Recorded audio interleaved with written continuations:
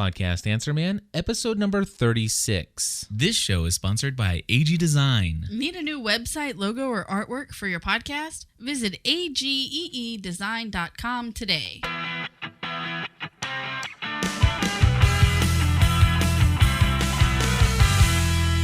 Hello, everybody, and welcome back to the Podcast Answer Man. My name is Cliff Ravenscraft, and this is a podcast about podcasting. If you didn't know that already, welcome to the show. Today, I want to talk to you just briefly about a couple of things that you may want to be aware of. Something I'd never thought of before. I came across the dig.com browsing that I was doing, and I just thought I needed to share this with you guys inside of a Podcast Answer Man episode. One of the most popular blogging engines out there, and one that's my favorite to use by far, especially in the field of podcasting, is WordPress. Now, there are other sites out there that allow you to host your podcast for free, like Blogger and Blogspot.com and all those other great services, and there's nothing terribly wrong with those. I've always, however, been a fan of WordPress ever since I've been with the very first podcast that I produced. In fact, probably due to the fact that I was using WordPress even before that for my personal blogging. I go back to blogging all the way back into the days before there was a term called blog. And I remember calling it my online web diary, or what else? I can't remember what else I called it. I used to call it Cliff's Notes, but decided not to do that anymore, just in case somebody out there in the trademark community might get a little upset with me for doing that. However, yeah, I used to hand code HTML pages, and then came along this program called Movable Type. Actually, Blogger came along first. Blogger, back in the day, this is way before Google ever bought it. Back when it first came out, it was down all the time, at least the Blogspot site, and so I was using it to FTP to my own server. But the problem is my database was unavailable half the time that I went to log in to make a new blog entry. So then I went to Movable Type, and Movable Type was very nice. I enjoyed Movable Type, but they went away from the free and open source kind of, I don't know if they were ever open source, but they went away from their free version, and they were going to try to go the route of charging money for Movable Type, which is, really not a problem. But back then, it was just a personal thing for me. It had nothing to do with podcasting at the time, and so therefore I decided, hey, let's see what else is out there. I think I tried Blogger again, and I ended up hearing about WordPress. And once I heard about WordPress, once my friend Robert Johnson showed me what it was and how it worked, I was sold immediately. And so I've been using WordPress for, a couple years now. Anyhow, what's nice about WordPress and using WordPress for your podcast is the fact that it automatically does file enclosures, so that when you post an MP3 file on one of your posts, it automatically does all that hand coding, or the special coding of the MP3 file that needs to be taken care of for it to be delivered via the RSS feed. And it's an easy program to manipulate the way that it looks and the way that it feels on your site. Very easy to change things around. So WordPress has always been a favorite option of mine. Now, here's the thing. Out there, you can find at WordPress.com, WordPress.org. If you search, you'll find that there is a link to what they call the theme viewer. Now, literally hundreds and hundreds of new themes are built out there by website designers, and they offer them for free. In fact, I'm going to read to you just the beginning here of a story from gigaohm.com, and it's called Are Hackers Exploiting WordPress Themes? So here's what it says. WordPress is growing quickly, both as a hosted platform and also via standalone blog installations. The rapid growth and its open, flexible approach to blog design means that it may become a target for hackers who embed malicious codes within the themes they distribute. One of the reasons for its success is the flexibility it offers for customization. WordPress is built around a central engine written in PHP called the Loop. Every time the blog is viewed, the loop processes each part of the page: a header, the body and posts, a sidebar, and a footer. Blog operators are free to change these elements. They can modify the style sheet to change fonts and colors. They can change the PHP code to display things like author details, popular tags, and so on. And they can put it all in. They can put in plugins to further extend the capability of their site. Now, here's the thing: if you're totally lost and you're not following me, tracking along right now, I apologize. But for those, there are many of you out there that are using WordPress and you have downloaded these themes and you're thinking, okay, what's Cliff talking about?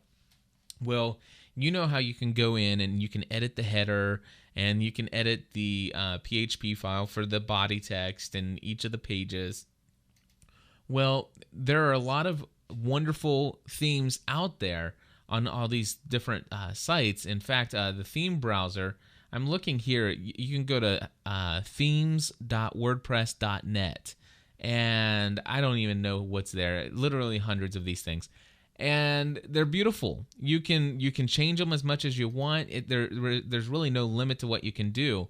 But what happened is, in this story, they're talking about an example of where people can come in and take a theme that was put together by a website designer. They can go in and change the coding around, such as, let's just say, in the footer tag, they go in and put this malicious code for, that's PHP code in there that causes your website to go and connect with a server out there that you necessarily don't even know about.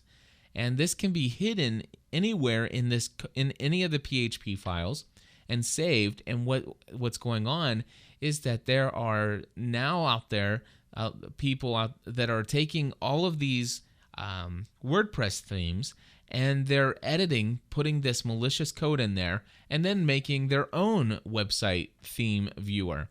And so you can come to their website, then you can download the code from their servers and install it as a theme on your blog. And it looks and feels just like all of the other ones. The only problem is that it has this hidden code in there.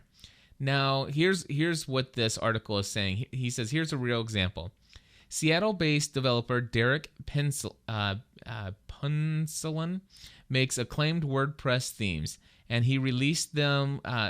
He released several of them to the world. Other theme sites have copied his themes. One such theme copier is WP-Sphere. And I don't have the exact web URL, but I would encourage you to stay away from it. When you download this gentleman's theme from the WP-Sphere site, it contains some extra code that the original designer did not include. It's a long string of cryptic-looking characters that most users would not question. The first part of the string looks like this. And so in the body tag, it's got like a code, $PHP, @ eval, and then it's got all this different code in there. It kind of looks like hexadecimal kind of code as far as what I know to be anyway. I'm not a huge programmer myself. But anyway, it says the first part of the string offers a clue. It's using a PHP function to decode the string of text, which is encoded as base 64. If we pass this through a decoder, the string looks a lot more malicious. And so basically this code is establishing a connection from WordPress server, which is your website, to several WPSSR.com servers, WPNSC, WPSNC2.com, and it allows the site operator there to download an arbitrary piece of JavaScript. These sites are registered to anonymous registrars in Vancouver, British Columbia. So what's going on here is that through some special code that they put into the PHP, they are able to make your website, whenever somebody accesses your page, to make it go out to one of these anonymous servers and then download and operate JavaScript code, which, of course, JavaScript can be programmed to do all kinds of things on your computer, and perhaps even download something. So what I want to do is I'm going to put a link to this GigaOM article, and I want to encourage you, if you are a podcaster and you're using themes that did not come with the typical installation, I want to first encourage you to only get things from places where you trust, and take a look and see what some of this coding looks like in the article, this example of what coding should not be there. Most of the time, down in the footer, you'll see a link to the designer who created the theme. My suggestion is, if you find this, I would go and click on that link and download the theme straight from the designer's site. And that way, I believe you're probably going to be that'll be the safest bet to get, number one, the most updated and recent version with any bugs worked out, and number two, you'll get the original WordPress theme. So in essence, two things. Number one, go check this out, this blog entry that I'm telling you about. Number two, just be careful. If you're out there shopping for themes, make sure that you know where you're getting it from, and stay away from those, just doing a Google search for WordPress themes and just finding them anywhere, because those little sites are popping up all over the place. And I've been guilty of looking through those myself and downloading. So I need to go through one of the things, and I just found out about this today on dig.com.